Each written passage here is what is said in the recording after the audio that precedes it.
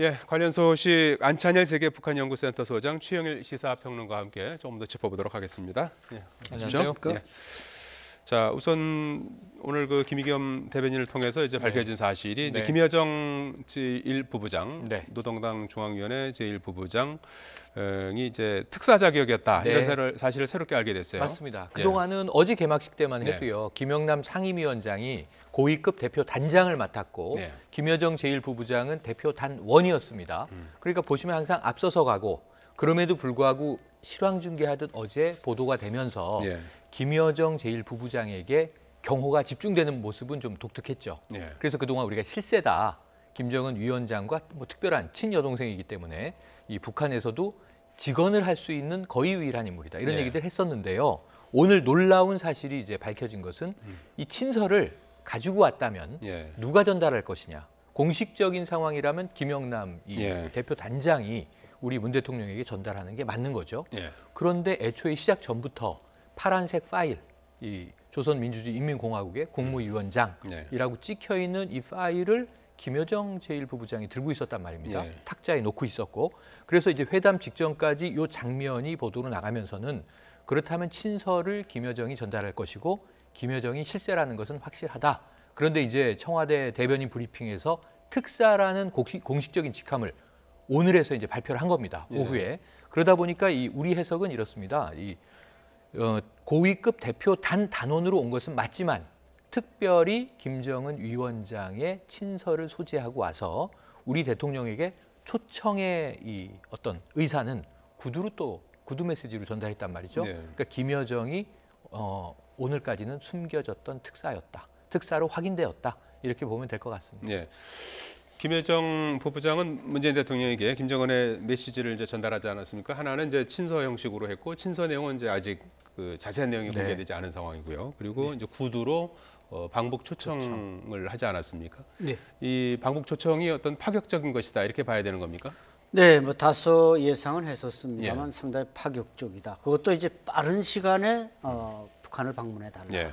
그러니까 이 대통령의 답변은 편한 시간에 가겠다. 이제 빨리 와달라. 우린 좀 편한 시간에 가겠다. 그러니까 서로 이제 약간의 그 시각 차이는 있습니다만은 일단 방북에 대해서 벌써 우리 문재인 대통령은 동의한 셈입니다. 그러니까 북한이 아마 빠른 시간에 와달라고 이렇게 요청하는 것은 적어도 지금 북한으로서는 상당히 그 국제사회의 제재를 받고 있기 때문에 좀 뭔가 위기의식을 느끼고 있는 것 같기도 하고 그런 의미에서도 이번에 과감하게 이제 6.25 전쟁 이후에 최초의 그 김씨 일가의 한 사람인 이제 김여정이 내려왔다는 것 자체가 북한이 조금은 다급하다 이런 걸 우리가 이제 느낄 수가 있는데 그럼에도 불구하고 우리 대통령은 일단 방북 문제, 방북은 뭐 이렇게 가서 그냥 평양 구경하고 오는 게 아니라 이게 무슨 남북 정상회담의 성격을 띠어야 되지 않겠습니까? 그러다 보니까 지금 유엔의 국제사회 제재를 받고 있는 체제 북한을 갈 때는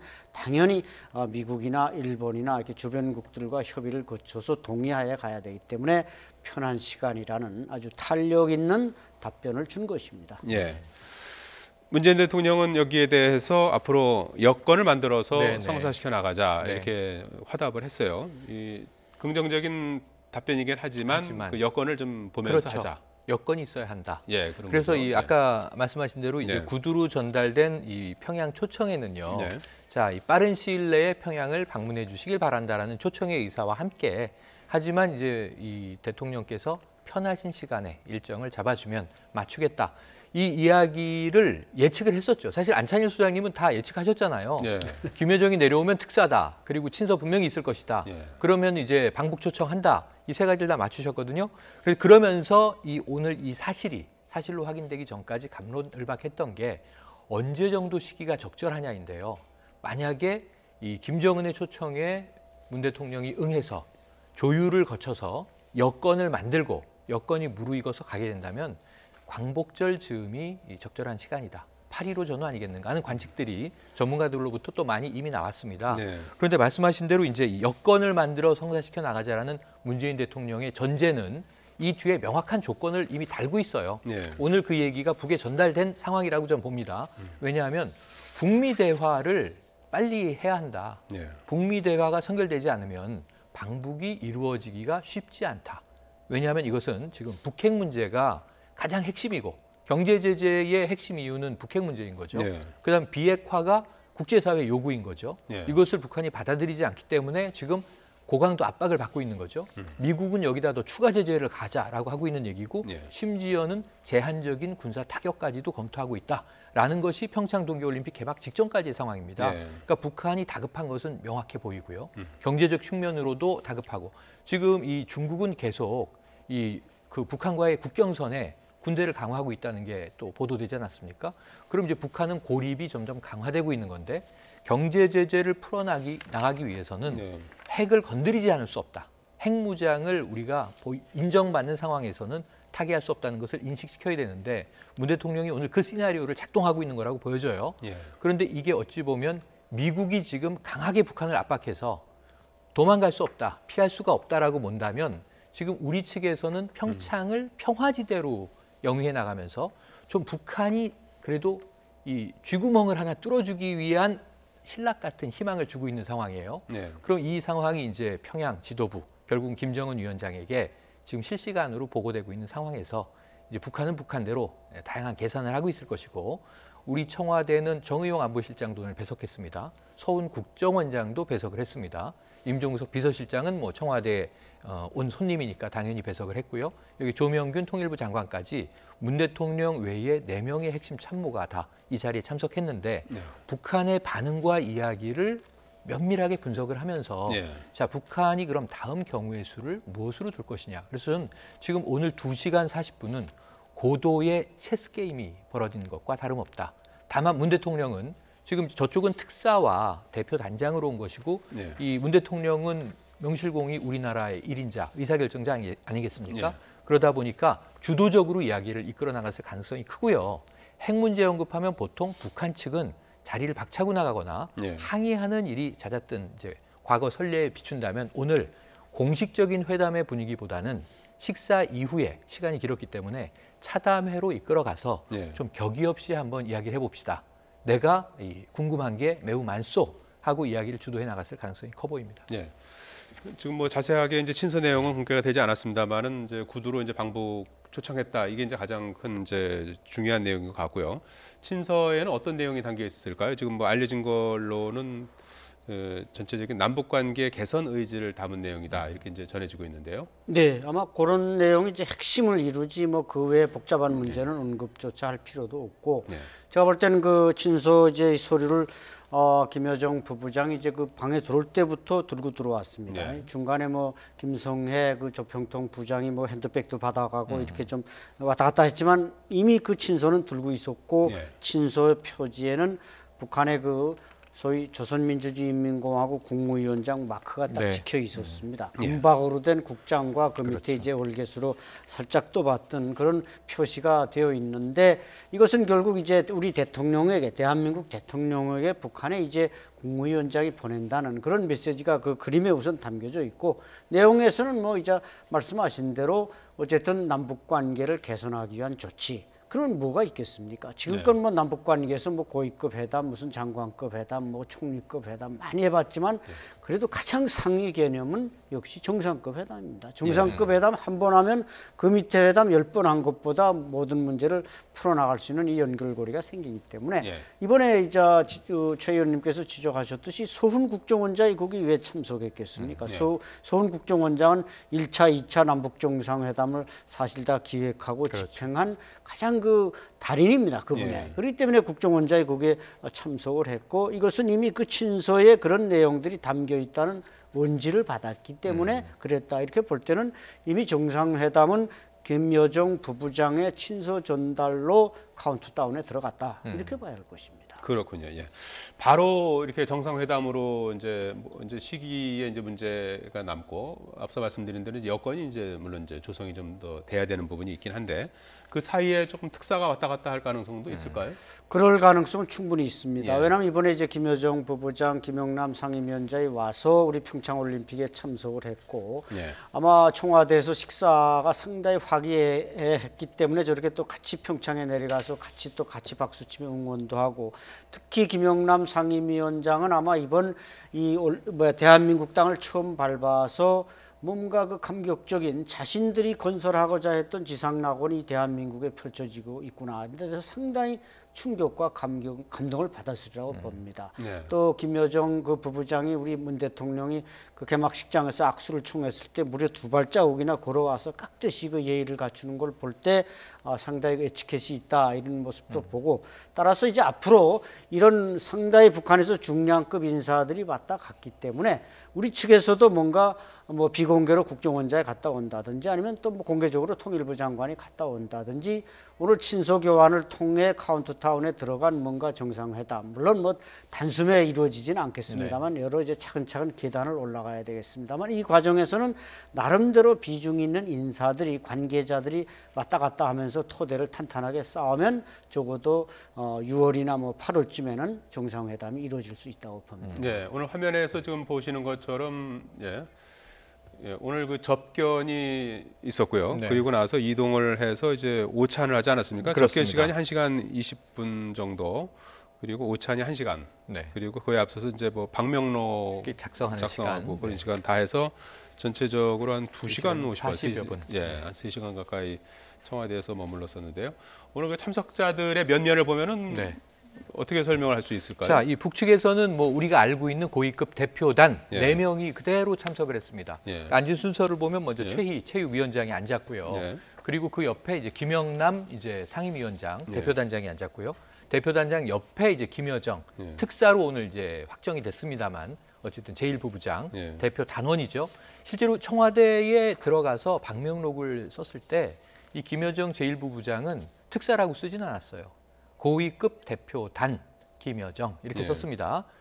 그리고 나서 그 옆에 이제 이 리성권 조평통 위원장이 이제 앉았죠. 이렇게 4명이 나란히 앉았고 원래 우리 앞쪽에도 문재인 대통령을 포함해서 4명이 앉을 예정이었어요. 예. 이 회담 전에는 그러니까 문재인 대통령, 임종석 비서실장, 정의용 안보실장, 여기 조명균 통일부 장관 이렇게 4명이 예정돼 있었거든요. 예. 그러니까 4대 4로 마주 앉게 된다면 이게 아주 미묘한 게 문재인 대통령 건너편 테이블 건너편에 누가 앉느냐 이게 가장 상석이지 않습니까?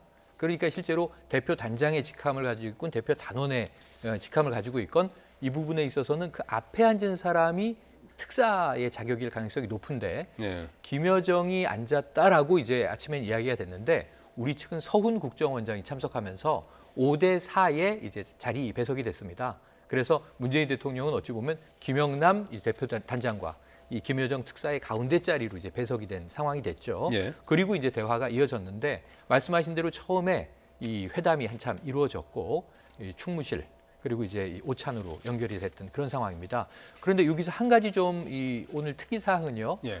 이 회의가 11시에 시작되기 전까지는 오늘 저녁에 이 문재인 대통령은 김영남 상임위원장과 함께 강릉으로 이동해서 오늘 단일팀 첫 경기 아닙니까? 예. 스위스전을 관람하면서 응원을 하기로 예정이 돼 있었고 예. 김여정 제1부부장은 이 강릉으로 가지 않고 서울에서 비공개 일정을 소화할 예정이다 이렇게 나왔었는데 예. 이 2시간 40여 분의 회담이 끝난 이후에는 김여정 제1부부장도 강릉행에 동행하는 것으로 지금 이야기가 돼서 그렇다면 특사지 않습니까? 네. 그러니까 특사니까 최대한 내일 2박 3일의 일정을 마치고 북으로 돌아갈 때까지는 문재인 대통령과 좀 대화를 나눌 수 있는 시간을 함께 더 갖기로 한 것에 양측이 합의한 것 아닌가 하는 추정도 가능합니다. 자, 김여정 부부장 개인으로 볼 때는 어떻습니까? 이제 전 세계를 상대로 좀 외교 데뷔전을 치른 자리였다 이렇게 이제 봐도 되는 거겠죠 이번에? 그렇죠. 예. 아주 중요한 데뷔전이고 예. 어떻게 보면 좀 감동적인 데뷔전을 치른 셈입니다. 예. 뭐 김정은 위원장도 아직 그 모스크바나 북경에 한 번도 못 갔고 뭐 김여정 부부장도 뭐 마찬가지겠습니다만 어렸을 때 외국에서 이제 공부를 했다는 이런 건 내놓고는 그동안 이제 권력의 자리에 올라서 어떤 국제관계에 편입하고 이런 노력들을 의지만 있었지 하기가 어려웠습니다. 예. 그런데 마침 이렇게 우리 대한민국에 올림픽이 열리다 보니까 예. 그 개막식 장소에서도 미국의 부통령 뒷자리에 앉았고 물론 뭐 부통령의 따뜻한 그 악수는 받지 못했지만 뒷자리에 앉아서 그 모습들을 지켜보았고 그래서 이번 접견 시에도 우리 문 대통령이 이 개막식을 본 소감이 어떠냐 이렇게 김여정 부부장한테 물었더니 다 마음에 듭니다. 특히 우리 단일팀이 등장할 때가 좋았습니다. 이렇게 답변을 했다고 합니다. 아마 북한이 이제 여러 그때 고위급 회담에서 대표단이 8개 나온다 그러다 그 안에 이제 하나 참관단을 없애버렸습니다.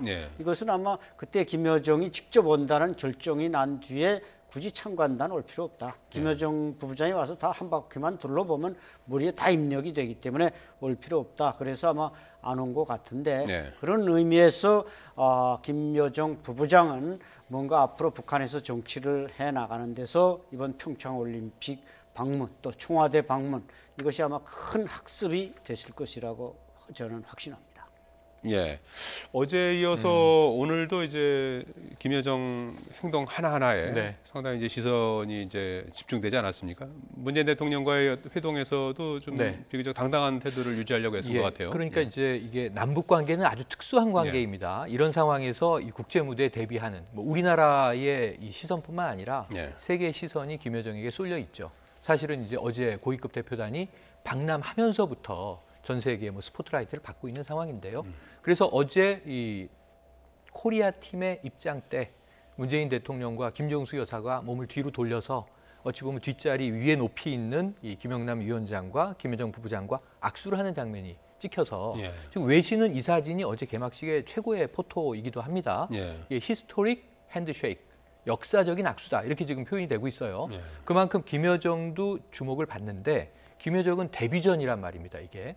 그런데 그동안 국내 이 언론에서 쭉 김여정에 대한 프로필들이 스위스에서 오빠와 함께 유학했기 때문에 아주 친분이 있고 오빠, 이 김정은 위원장에게 직언을 할 수 있는 거의 유일한 인물이고 그런데 조금은 29세냐 30세냐 이게 나이가 좀 이제 명확하진 않습니다만 젊은 층이다 보니까 조금은 더 북한의 관습적인 모습보다는 서구적인 모습으로 어찌 보면 이제 김정은 위원장은 굉장히 근엄하게 발표를 하고 있거나 한데 기둥 뒤에 숨어 있는 장난스러운 모습이 포착되고 그랬단 말이에요. 그랬는데 이번에 박람회에서의 모습은 상당히 약간 에티켓이라는 표현 우리가 안 소장님께서 써주셨는데 절제된 모습이에요. 시종일관 포커페이스를 하고 있으면서도 또 미소를 띠고 있고 호감을 주려는 노력도 보이는데 하지만 이렇게 호락호락해 보이진 않습니다. 굉장히 절제된 모습으로 지금 임하고 있죠. 말도 최대한 아끼고 있었고 그런데 문 대통령과의 이 대화 과정에서는 적지 않은 이야기를 지금 쏟아냈어요. 이런 대목들이 매우 중요한데 아까 다 좋았다. 특히 이제 이 김영남 위원장도 단일팀 등장할 때 정말 감격스러웠다. 김영남 위원장은 일단은 좀 옛날 분입니다. 연배가 90 아닙니까? 그렇습니다. 그러니까 무슨 얘기를 하냐면 이런 이야기를 이제 오늘 덕담으로 했네요. 그러니까 이 문씨 집안에 애국자가 많다. 문익점 선생 얘기를 꺼냈어요. 우리가 알다시피 이제 붓에다가 목화씨를 숨겨 오지 않았습니까? 그 겨울철을 날 수 있는 솜을 만들 수 있는 기반을 제공한 역사 속의 위인인데, 자, 이 문익점도 그러면 이제 선조이냐? 그리고 또 한 명을 거론합니다. 문익환 목사와도 같은 집안이냐 이렇게 얘기를 합니다. 그 문익환 목사는 이제 북을 방북했던 인사죠. 지금은 이미 고인이 되셨습니다. 요즘 1987이라는 영화의 핵심적인 민주화 주역으로 활동을 했던 분인데. 문재인 대통령은 그 동생인 문동환 목사를 만나뵌 적이 있다 이렇게 답변을 합니다. 그래서 이렇게 좀 지나간 남북관계 속에서 흘러간 인물들에 대한 이야기를 하면서 역사를 이제 언급하면서 사실은 행간에 지금의 메시지를 이제 숨기는 거죠. 그렇게 이제 한때는 남북이 교류했던 시절이 있었다는 것을 김영남 위원장은 환기시켜주는 것이고, 근데 이런 대목들을 김여정 제1부부장은 이 세대는 지금 모르는 세대예요. 80년대의 세대를 어떻게 합니까? 그 당시에 이제 어목했던 냉전 시기 흐름인데 그런 부분들에 대해서는 좀 김영남 위원장이 대화를 리드하고 있는 상황이고 문재인 대통령이 궁금해하는 지금의 지도자인 김정은과 관련된 얘기들에 대해서 아마 백브리핑에 다 나오지 않은 이야기까지도 문 대통령은 굉장히 이제 큰 관심을 가지고 물어봤을 것이고, 지금 분위기로 보면은 김여정 제1부부장도 아주 민감한 문제가 아니라면 굉장히 좀 술술 답변했을 가능성이 큰 대화 분위기로 보여져서 굉장히 많은 교감이 오갔을 것이다 이렇게 추정이 됩니다. 오늘 지금은 이제 그 오찬에 앞서서 조금 전 그 접견하는 그런 모습이고요. 오찬장 모습을 좀 이제 보시면은 거기서 주고받은 그 내용들이 좀 나오고 있어요. 근데 거기서 의미 있는 것이 이제 김영남 위원장이 올해가 이제 북남 관계 개선의 획기적인 전환점이 되기를 기대한다. 이렇게 이제 언급을 했고요. 김여정 특사는 이제 빠른 시일 내에 평양에서 뵈었으면 좋겠다 이런 언급을 했어요. 거기에 대해서 문 대통령은 이제 조명균 통일부 장관하고 서훈 국정원장 옆자리에 있는 분들을 소개하면서 김대중 노무현 전 대통령 때 북한을 자주 방문했던 분들이다. 이 두 분을 모신 것만 봐도 제가 남북 관계를 빠르고 활발하게 발전시켜 나가려는 의지를 느낄 수 있을 것이다. 이런 언급을 하기도 했어요. 상당히 화기애애했던 것 같죠? 그렇죠. 상당히 화기애애하기 때문에 그렇게 일일이 그 참석자가 물론 뭐 많지는 않기 때문에 일일이 소개하고 또 나이도 뭐 김영남 상임위원장이 생일이 뭐 2월 4일이고 28년생 또 그러니까 이제 문 대통령께서는 우리 어머님이 뭐 27년생이고 아주 그 가족사와 이렇게 나이까지 주고받았다는 건 그 오찬 장소가 얼마나 화기애애했는가 이런 것을 잘 알 수 있고 또 하나는 이제 그 임종석 그 비서실장이 낙지와 오징어 그러니까 북한에서 그걸 거꾸로 부르거든요. 그래요? 예, 낙지를 오징어라 그러고 우리가 기준으로 오징어를 또 낙지라 그럽니다. 그래서 그 얘기를 꺼냈더니 김여정 부부장이 웃으면서 그런 것부터 통일해야 됩니다. 그건 맞죠. 왜냐하면 이게 앞으로 오징어. 통일돼서 우리가 오징어를 들고 와서 오징어로 파는데 북한에서는 그걸 또 낙지로 생각한다면 이게 계산에서부터 뭔가 착오가 일어나고 혼란이 일어나지 않겠습니까? 아주 작은 겁니다만은 이런 대화들이 화기애애하게 오간 거 보면 뭐 한라산 술을 오찬에 이제 반주로 들여왔다는데 모르겠습니다. 김여정 부부장이 뭐 술 한 잔 정도 할 줄 아는지 알았다면 뭐 한라산 술을 한 잔 마셔서 또 대화가 흥미진진하게 진행됐는지 어쨌든 오늘 오찬 장소가 아주 첫 만남이 전 화기애애했기 때문에 지금 계속 지금 릴레이로 저런 좋은 분위기가 연출되고 있다고 봐야 할 것입니다. 네. 자, 그 화기애애한 만남은 뭐 계속해서 이어집니다. 오늘 저녁에 스위스하고 이제 여자 아이스하키 경기에서도 같이 그렇습니다. 단일팀 경기를 보고 또 응원단도 오지 않습니까? 응원단도 오죠. 네네. 단일팀을 응원하러 응원단이 대대적으로 저 육로 방북을 했기 때문에 문재인 대통령과 또 북한의 정상급 인사들이 또 같이 또 응원을 하고. 그래서 또 한 가지 궁금한 것은 지금 이미 이제 이 경강선 KTX가 강릉으로 달리고 있습니다. 거의 도착할 때 된 것 같은데요. 지금 아이스하키는 이 빙상 경기이기 때문에 강릉에서 열리게 되는 거죠. 관동 그 아이스하키 센터에서 아이센터에서 열리게 강릉 되는데 관동 아이스하키 센터. 그런데 이제 궁금한 대목은 그거예요. KTX를 같은 편으로 타고 달려 내려가기 때문에 또 이 기차 내에서 열차 내에서 문 대통령과 이 김영남 위원장과 김여정 부부장이 별도의 대화를 한다면 이 1시간 20여 분 남짓 거리 아닙니까? 그럼 1시간 정도의 또 대화의 시간이 확보가 되는 거죠. 그런 이유 때문에 김여정 부부장이 혹시 또 이 스케줄을 변경한 것은 아닌가? 문 대통령과 대화를 좀 같이 탔는지는 아직 확인이 안 됐죠. 확인되지 않았습니다. 어쨌든 이제 내려가는 것까지는 확인이 됐는데요. 같은 열차인지는 확인되지 않았고. 자, 그리고 두 번째로는 오늘 9시부터 경기를 보면서 어제는 따로 앉아서 이 악수만 나누는 정도에도 스포트라이트를 받았는데 오늘은 조금 대화를 나눌 시간이 있을 것 같습니다. 같이 응원을 하는 자리란 말이죠. 남북이.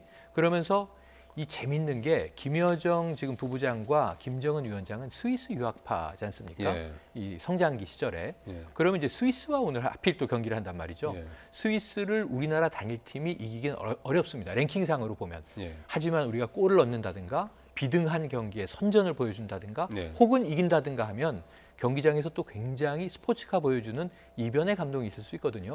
이런 상황에서 문 대통령과 이제 김여정 특사 또는 이제 김영남 위원장은 어제도 보니까 감격을 굉장히 잘하시더군요. 만세를 부르면서 이제 눈물을 쏟는 장면도 사진에 포착이 됐는데 오늘도 그런 감격이 뭔가 조금은 더 오픈마인드 할 수 있는 계기를 만들 가능성도 있다. 이렇게 보여집니다. 객관적인 기량 차이는 상당히 납니다. 스위스가 세계 이제 6위권이고요. 우리 이제 단일팀입니다만은 이제 개별적으로 봤을 때 남한이 22위, 북한이 25위 정도니까 일단 뭐 승부에 대한 결과를 이런 정도 수준에서 본다 그러면 이제 뭐 결과가 예측이 되는 그런 상황입니다만 이제 단일팀이 시너지를 내고 또 홈그라운드고 응원을 또 펼친다면 또 뭐 어떻게 또 승부가 어떻게 날지 뭐 한번 기대를 해봐야 될 것 같고요. 어제 또 중요한 게 이렇게 남북 간에는 상당히 지금 분위기가 좋은데 북한과 미국 간에 상당한 또 난기류가 조성되지 않았습니까? 어제 이제 개막식에 앞서서 문재인 대통령 주재로 리셉션이 있었는데요. 6시부터. 거기에 이제 마이크 펜스 부통령이 지각했죠. 예. 와서 늦게 온 것도 모자라서 또 오자마자 5분 만에 나갔죠. 퇴장을 했어요. 그렇죠. 거기에 앉아 있었던 김영남 상임위원장하고는 이제 네. 악수도 하지 않고 접촉이 돌아나갔단 말이에요. 그렇죠. 이런 상황을 어떻게 봐야 되는 겁니까? 그래서 참 좀 아쉽고 안타까운 일입니다. 제가 볼 땐 뭐 미국의 입장을 충분히 이해는 합니다. 아마 펜스는 뭔가 이제 평택에 가서 그 참 이렇게 북한의 어뢰에 의해서 비참하게 깨진 천안함도 봤을 거고 또 탈북민 4명을 만나서는 북한의 비참한 인권 상황도 들었고 해서 그 감정과 정서는 충분히 이해합니다만 일단 북한 체제에서도 뭐 정말 그 핵무기를 개발하고 그걸 꼭 사용하겠다는 사람은 몇이 안 되고 북한 주민을 생각해야 되지 않겠습니까? 그렇다면 뭐 김영남, 김여정은 물론 그 핵심 인물 중에 한 사람입니다만은 제가 볼 때는 그 리셉션 장에는 김여정은 들어오지 않았고 김영남은 들어왔는데 제가 볼 때는 꼭 피할 것이 아니라 뭔가 좀 제가 그 상황에 맞지 않은 농담인지는 모르겠습니다만 펜스가 그냥 김영남 만나서 악수를 하면서 뭐 덕담이나 농담 정도를 던지면 또 어떻겠겠는가.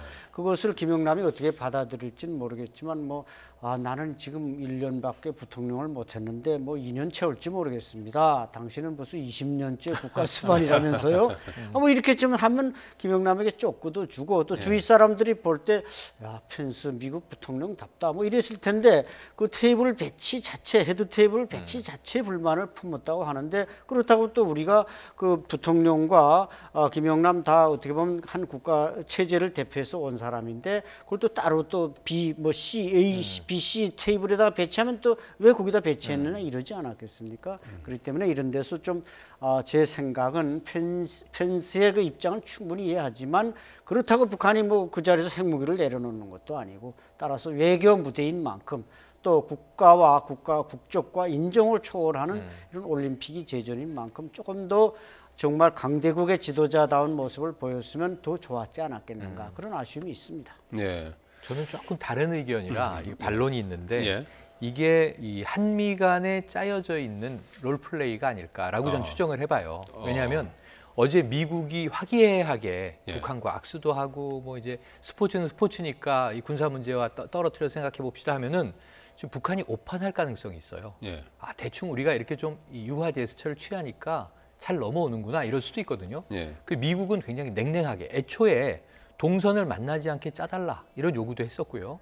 어제 같은 테이블에 있으니까 앉을 생각이 없이 나간 것으로 우린 추정을 하는데 어쨌든 이 펜스 부통령 측에서는 그게 아니고 선수단과 식사를 이미 약속해놨기 때문에 선약이 있었기 때문에 나는 공식적으로 이제 포토 행사만 하고 간 것이다 이렇게 얘기를 했어요. 하지만 이게 40분을 아베 총리와 함께 늦은 거 이런 것들은 설명이 좀 잘 안 됩니다. 결례는 결례로 보여요. 근데 국내 야당은 또 이것을 이제 정부의 외교 참사다 이렇게 비판을 하는 상황이에요. 그게 좀 혼란스럽기는 한데 제가 보기에는 역할론으로 이걸 생각을 해보면 어렵지가 않습니다. 미국이 아주 냉담하게 북한을 다룰수록 우리 문 대통령 입장에서는 북한과 대화할 수 있는 여러 가지 끌어낼 수 있는 카드가 많아집니다. 사실은 다 잘해주면은 돋보이지가 않죠. 근데 미국이 사실은 지금 가장 북한이 보기에는 미국이 주적이잖아요. 2월 8일 열병식을 할 때도 결국은 이 침략자라고 이야기할 때는 미제를 이야기하는 거 아닙니까? 북한 입장에서는. 그러고 남한은 우리의 적이 아니라는 걸 지금 계속 강조하기 위해서 이런 또 특사 행보를 하는 게 아니겠습니까? 그런 면에서 이제 이 펜스 부통령은 굉장히 국내 여론에서도 그렇고 미국의 여론에서도 그렇고 좀 옹졸한 정치인으로 이제 낙인 찍힌 안타까운 면이 있습니다만 이게 펜스 부통령의 개인적인 어떤 통해 문제가 아니라 이 백악관은 그렇게 또 이야기를 했어요. 이 접촉을 피한 것은 일부러 그런 것 아니다.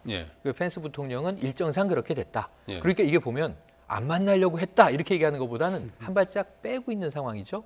그러면서 제가 보기에는 남북 간의 대화를 조금 더 북한이 절박하게 그리고 더 빠르게 행해 나가기 위한 분위기 조성에는 조력이 됐다라고 봅니다. 개막식에서도 이제 그 미국은 이제 북측을 좀 이렇게 의도적으로 회피하는 듯한 그런 모습을 보였는데요.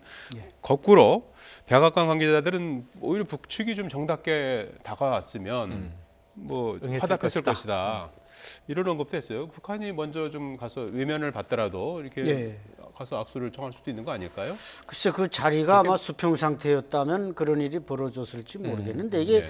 격이 완전히 다르지 않습니까? 맞아요. 예. 문재인 대통령 라인은 그 국가 원수급이고 예. 뒤에 이제 아마 그 총리급 이하로 이제 라인이 국빈데, 다른데 예, 예. 경사도 국빈데. 또 심하고 개막식장 화면이 네, 아직 네. 예, 그러면 이제 예. 뭐 김여정이가 가서 이제 김여정 부부장은 좀 젊었으니까 뭐 가서 다가갈 수 있었겠지만 또 김여정 자존심에 다가갈 수는 없고 김영남 상임위원장이 또 다가갔으면 좋았겠는데 저분은 또 연세가 많으니까 또 계단 그 경사지에 가다 또 넘어지진 않을까 뭐 이런 생각도 듭니다만 예. 아니 게 아니라 그런 방법도 있었을 수 있습니다. 그런데 예.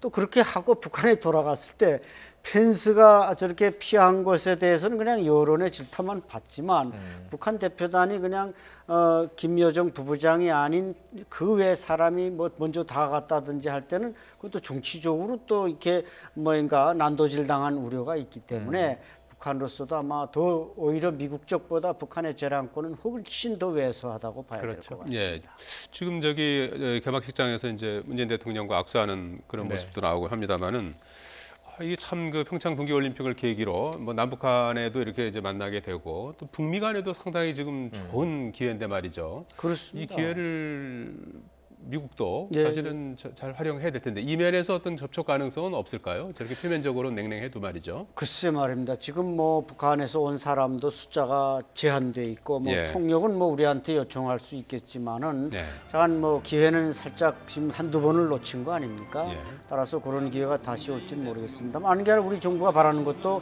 남북 대화로 이루어진 이 평창이 북미 대화로 계속 확대 재생산되기를 바라지 않았습니까? 예. 근데 그것이 이루어지지 않은 건 정말 북한으로서도 손실일 거고 미국으로서도 손실일 가능성이 높습니다. 예. 자, 이제 그 문제는 이제 올림픽 이후가 될 텐데 말이죠. 그렇습니다. 이제 17일간의 올림픽이 이제 끝나고 나면 물론 이제 지금 이제 내일이면 이제 고위급 대표단도 이제 돌아가고 할 텐데요. 돌아가죠. 네. 앞으로 이제 어떻게 좀 잘 이 대화의 불씨, 남북 간의 예. 불씨는 살아난 거 아니겠습니까? 이제 뭐 이제 방북 초청도 이제 한 상황이고요. 네. 물론 이제 여건이 이제 조성이 돼야 되는 문제들이 남을 텐데 앞으로 어떻게 될 것 같습니까? 자, 문재인 대통령은 오늘 뭐 굉장히 개방적으로 직격탄을 북한에 날리고 계신 거예요. 예. 제가 보기엔. 왜냐하면 북미 대화가 선결 조건이다. 예. 그러면 내가 평양에 갈 수 있는 예. 여건이 조성된다. 예. 그러면 빠르게 시간 잡아 가겠다라고 예. 하는 이야기로 해석을 할 수 있거든요. 예. 북한도 그렇게 제대로 똑똑히 알아들었을 것이고요. 예. 그런데 문제는 지금 평창 기간 내에 서울과 뭐 평창 강릉을 포함해서 지금 우리나라 국내에서 북미 접촉이 이루어지긴 전 쉽지 않다고 봅니다. 예. 애초에 펜스 부통령은 본인의 행보를 이미 밝힌 바가 있어요. 북한을 압박하기 위함이고 북한 인권 문제를 성토하겠다라고 했어요. 예. 그리고 그 행보를 하고 있는 겁니다. 예. 근데 갑자기 들어와서 만났다고 뭐 이게 분위기가 풀릴 기대를 했다면 우리가 그건 순진한 생각을 했던 것이고요. 예. 오히려 평창 이후 말씀하셨는데 평창 이후거나 혹은 지금 이 시간에 한반도가 아닌 다른 나라 어느 예. 지역에서라도 북미 접촉에 물꼬를 트기 위한 상호 타진은 있을 수도 있다. 아, 김여정이 뭐 이방카를 만나는 굉장히 우리가 예. 겉으로 보기에는 이벤트성이 있어 보이지만 예. 별 실효성이 제가 보기엔 없어 보이고요. 예. 지금 이 북측을 대표해서 미국과 접촉을 한다면 가장 이 공식적인 채널은 리용호 외무상 아니겠습니까? 예. 그렇다면 제3지대에서 이런 이 컨택을 하고 있을 텐데 예. 그조차도 지금 이번 회동 이후에 내일 밤 알겠습니다. 북한이 돌아가면 예, 예. 우리나라가 주도해야 되겠죠. 예, 알겠습니다. 예, 자 지금까지 안찬일 세계 북한연구센터 소장 최영일 시사평론가였습니다. 두 분 고맙습니다. 고맙습니다. 어,